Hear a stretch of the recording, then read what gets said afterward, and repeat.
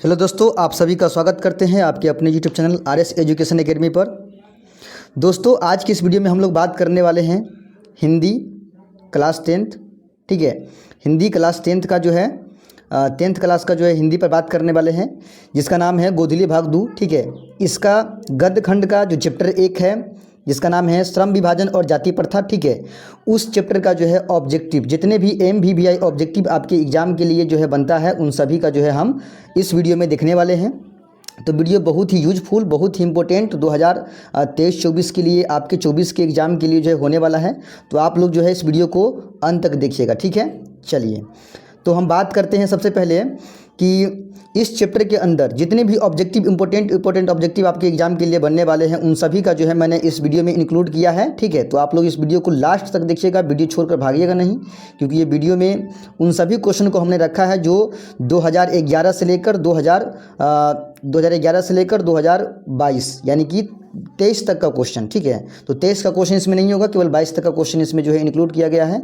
तो आप लोग इस वीडियो में जो है अंत तक बने रहिएगा। ठीक है, तो चलिए वीडियो शुरू करते हैं, देखते हैं इसका क्वेश्चन नंबर पहला क्या कह रहा है। क्वेश्चन नंबर पहला देखिए, क्वेश्चन नंबर पहला इसका कह रहा है कि लेखक बेरोजगारी का प्रमुख और प्रत्यक्ष कारण किसे मानते हैं। ठीक है, देखिए पहला ही क्वेश्चन आपके 2 वर्ष 2018 और 2019 में पूछा है कि लेखक बेरोजगारी का प्रमुख और प्रत्यक्ष कारण किसे मानते हैं। तो आपका ऑप्शन सी जो है वो हो जाएगा करेक्ट आंसर। जाति प्रथा को जो है लेखक, जिसका नाम है भीमराव अंबेडकर जी, ठीक है, वो जाति प्रथा को जो है बेरोजगारी का प्रमुख और प्रत्यक्ष कारण मानते हैं। ठीक है, चलिए अगला क्वेश्चन क्या है। अगला क्वेश्चन दूसरा नंबर क्वेश्चन है कि आधुनिक सभ्य समाज श्रम विभाजन को आवश्यक क्यों मानते हैं। आधुनिक सभ्य समाज जो है वो श्रम विभाजन को आवश्यक क्यों मानते हैं।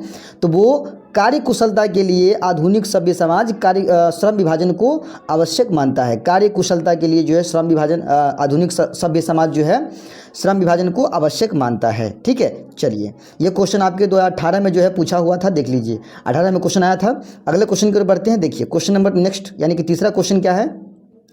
तीसरा क्वेश्चन आपका है कि श्रम विभाजन और जाति प्रथा पाठ बाबा साहब के किस भाषण का संपादित अंश है।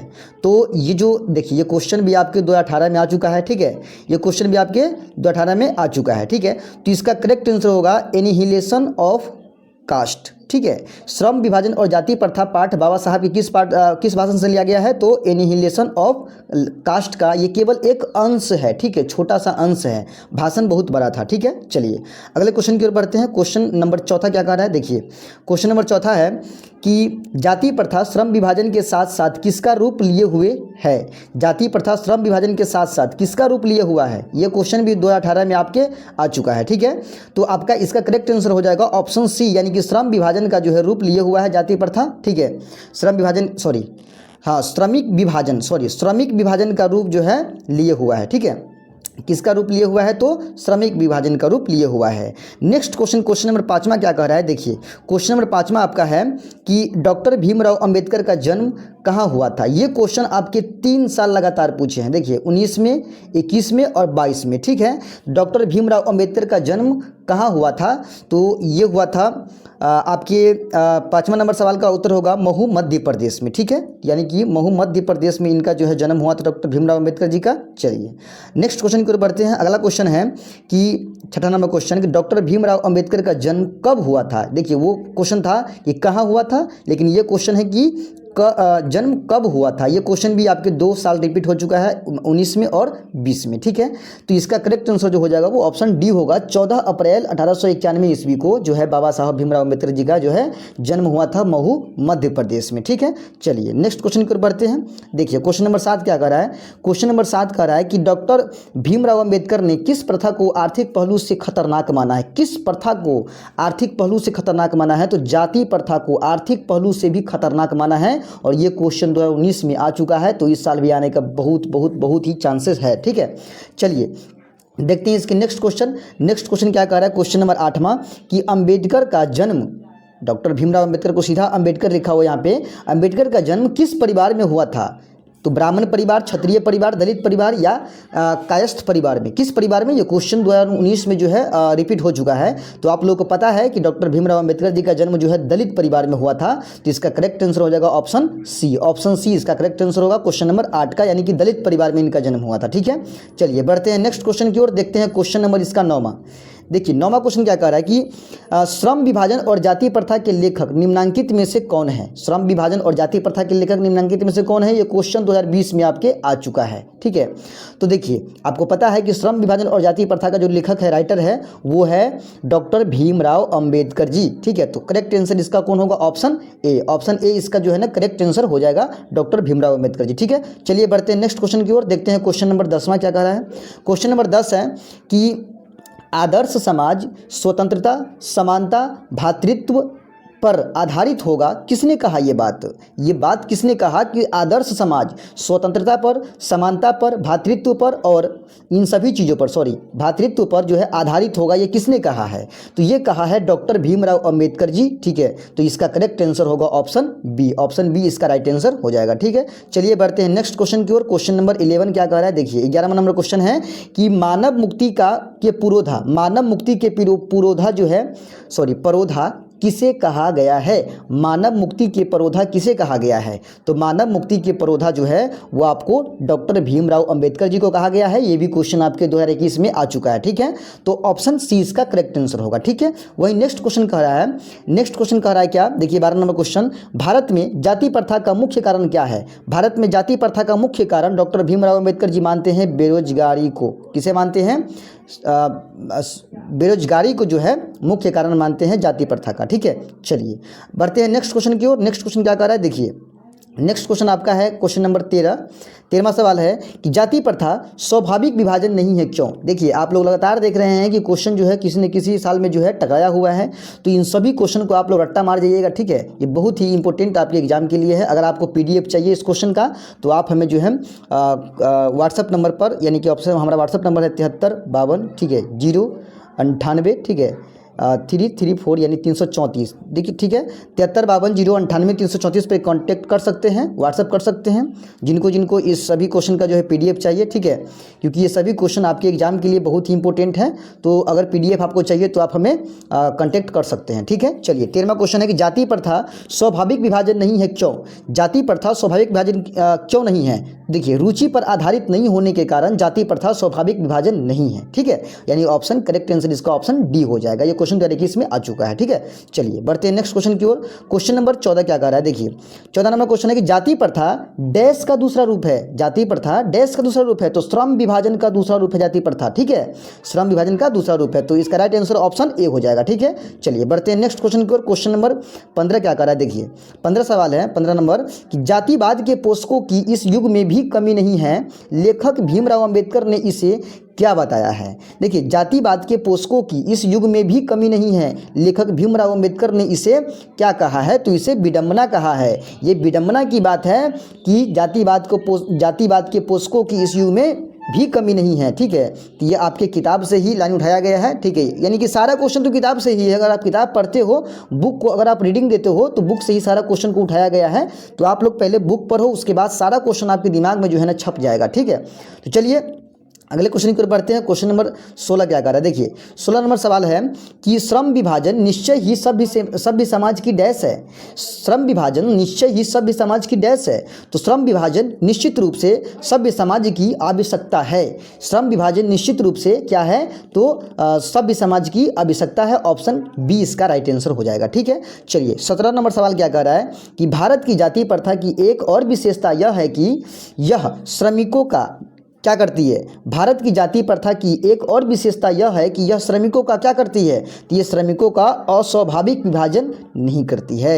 ये श्रमिकों का अस्वाभाविक विभाजन नहीं करती है। इसका राइट आंसर ऑप्शन ए होगा। ठीक है, चलिए बढ़ते हैं नेक्स्ट क्वेश्चन की ओर। क्वेश्चन नंबर 18 क्या कह रहा है? देखिए 18वां सवाल है कि जाति प्रथा श्रम विभाजन का स्वाभाविक विभाजन इसलिए नहीं है कि यह मनुष्य के डैश पर आधारित नहीं है। देखिए 18वां सवाल है कि जाति प्रथा श्रम विभाजन का स्वाभाविक विभाजन इसलिए नहीं है कि यह मनुष्य की डैश पर आधारित नहीं है। तो 18वां सवाल का राइट आंसर होगा ऑप्शन डी, ये मनुष्य की जो है रुचि पर आधारित नहीं है, इसीलिए श्रम जाति प्रथा श्रम विभाजन का स्वाभाविक विभाजन नहीं है। चलिए राइट आंसर इसका ऑप्शन डी हो जाएगा। अगला क्वेश्चन है 19 नंबर सवाल देखिए क्या कर रहा है। सवाल नंबर 19 कर रहा है कि जाति प्रथा पेशे का दोषपूर्ण पूर्व निर्धारण ही नहीं करती बल्कि मनुष्य को जीवन भर के लिए एक क्या करती है, तो एक पेशे में भी बांध देती है, एक पेशे में बांध भी देती है। ठीक है, एक पेशे में बांध भी देती है। इसका राइट आंसर ऑप्शन ए हो जाएगा। जाति प्रथा पेशे को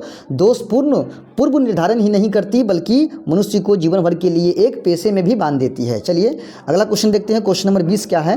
क्वेश्चन नंबर 20 कह रहा है कि उद्योग धंधों की प्रक्रिया व तकनीक में निरंतर विकास और कभी कभी अकस्मात यानी अचानक क्या हो जाता है, तो अचानक जो है कभी कभी परिवर्तन आ जाता है। ठीक है, यानी उद्योग धंधों की प्रक्रिया व तकनीक में निरंतर विकास और कभी कभी तो अचानक परिवर्तन हो जाता है, यानी कि राइट आंसर इसका ऑप्शन बी हो जाएगा। ठीक है, चलिए बढ़ते हैं नेक्स्ट क्वेश्चन की ओर। क्वेश्चन नंबर 21 यानी 21 नंबर सवाल क्या कह रहा है, देखिए सवाल नंबर 21 है उद्योग धंधों की प्रक्रिया और तकनीक का निरंतर विकास और अकस्मात परिवर्तन मनुष्य की क्या आवश्यकता ला देता है, तो क्या आवश्यकता ला देता है, तो वह अपना पेशा बदल सकता है। देखिए उद्योग धंधों की प्रक्रिया और तकनीक का निरंतर विकास और अकस्मात परिवर्तन मनुष्य को क्या आवश्यकता ला देता है, तो वह अपना पेशा जो है, मनुष्य अपना पेशा जो है बदल सकता है, यानी राइट आंसर इसका ऑप्शन ए हो जाएगा। ठीक है, चलिए बढ़ते हैं नेक्स्ट क्वेश्चन की ओर। क्वेश्चन नंबर 22 क्या कह रहा है कि आदमी कब भूखे मर सकता है,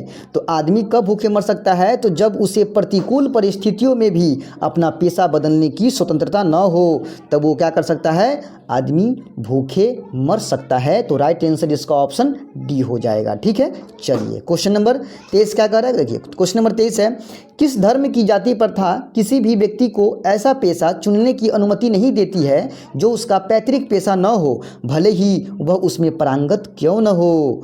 तो ये किस धर्म की बात कर रही है ना, तो किस धर्म का होगा, तो इसका राइट आंसर हो जाएगा ऑप्शन बी, हिंदू धर्म की जो जाति प्रथा है वो किसी भी व्यक्ति को पेशा चुनने की अनुमति नहीं देती है, चाहे उसका पैतृक पेशा हो या ना हो, भले ही वह उसमें पारंगत हो या ना हो। तो किस धर्म की, तो हिंदू धर्म की। ठीक है, हिंदू धर्म की जो है जाति प्रथा ऐसा करती है। ठीक है, चलिए तो इसका राइट आंसर हो जाएगा ऑप्शन बी। ठीक है, चलिए अगले क्वेश्चन की ओर बढ़ते हैं। क्वेश्चन नंबर 24 क्या कर रहा है, देखिए क्वेश्चन नंबर 24 है श्रम विभाजन की दृष्टि से भी जाति प्रथा डैश युक्त है, डैश से युक्त है, क्या चीज़ से युक्त है, तो श्रम विभाजन की दृष्टि से भी जाति प्रथा जो है गंभीर दोषों से युक्त है। ठीक है, चलिए ऑप्शन सी इसका जो है राइट आंसर हो जाएगा।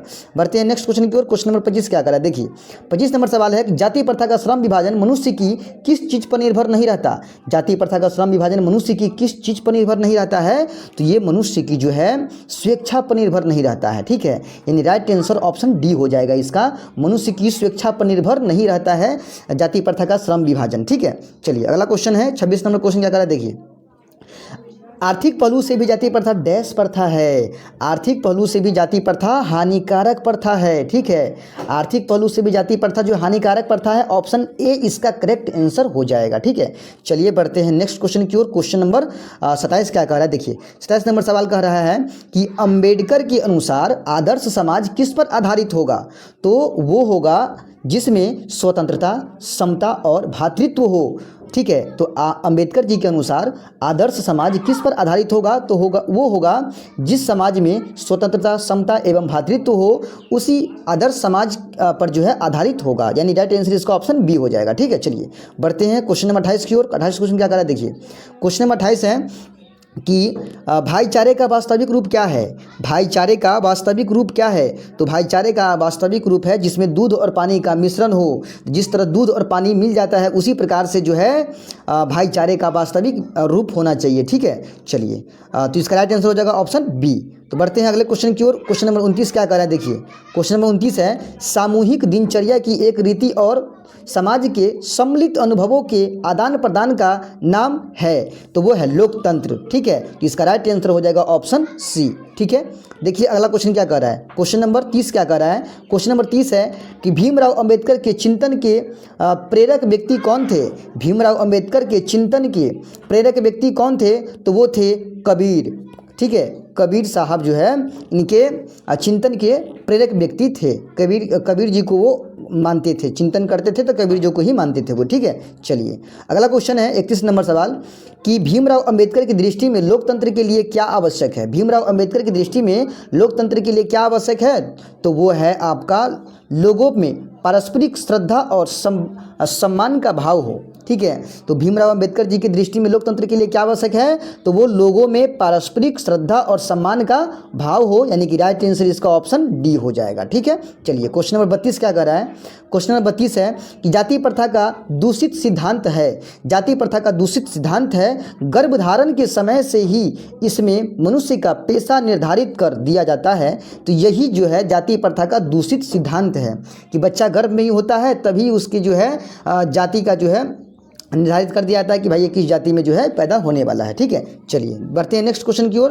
क्वेश्चन नंबर 33 क्या कह रहा है, देखिए क्वेश्चन नंबर 33 है कि लेखक की दृष्टि में आदर्श समाज कैसा होना चाहिए। तो लेखक की दृष्टि में आदर्श समाज वैसा होना चाहिए जिसमें स्वतंत्रता, समता और भ्रातृत्व का भाव हो। ऐसा लेखक भीमराव अंबेडकर जी की दृष्टि में हमारा समाज आदर्श समाज होना चाहिए, यानी राइट आंसर ऑप्शन ए हो जाएगा, ठीक है। चलिए बढ़ते हैं अगले क्वेश्चन की ओर। क्वेश्चन नंबर 34 है कि अंबेडकर की दृष्टि में भाईचारे का वास्तविक रूप कैसा होता है।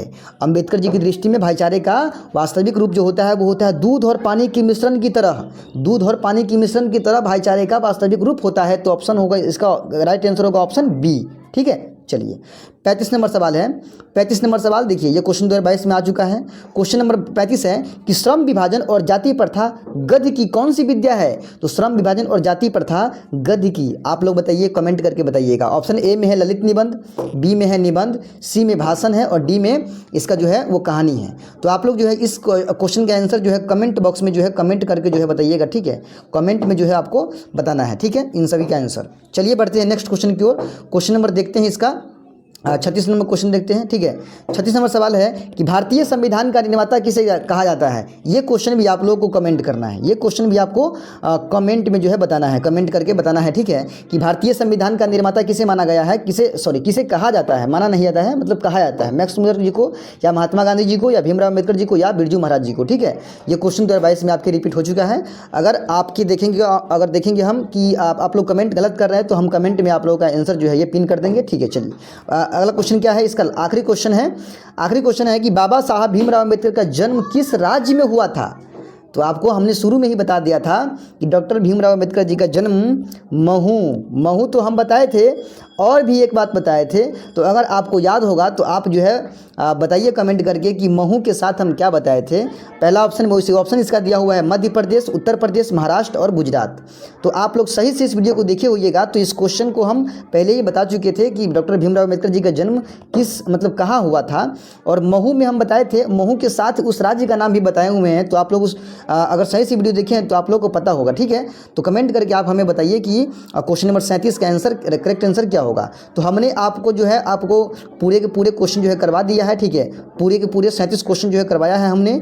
इसमें से बहुत से चांस है कि क्वेश्चन आपके एग्जाम में जो है पूछा ही जाएगा, ठीक है, क्योंकि बहुत सारे इंपॉर्टेंट क्वेश्चन हमने आपको कराया है, ठीक है। इन सभी क्वेश्चन का अगर आप लोग चाहते हैं कि हम PDF ले, ठीक है, PDF ले, तो आप हमें कॉन्टैक्ट कर सकते हैं। हमारा व्हाट्सअप नंबर पर आप हमें कमेंट कर सकते हैं, ठीक है। हमारा व्हाट्सअप नंबर हम आपको दे दिए हैं, एक बार फिर से ले लीजिए, 73, ठीक है, 73520, ठीक है, 98 334 ये हमारा व्हाट्सअप नंबर है। आप हमें कमेंट कर सकते हैं, ठीक है, कि आप हमको जो है कमेंट में देख लीजिए, ठीक है। जितने भी क्वेश्चन हम दिए हैं उन सभी क्वेश्चन का जवाब भी आप दे दीजिए और इस नंबर पर कांटेक्ट कर लीजिए, व्हाट्सअप कर दीजिए, ठीक है।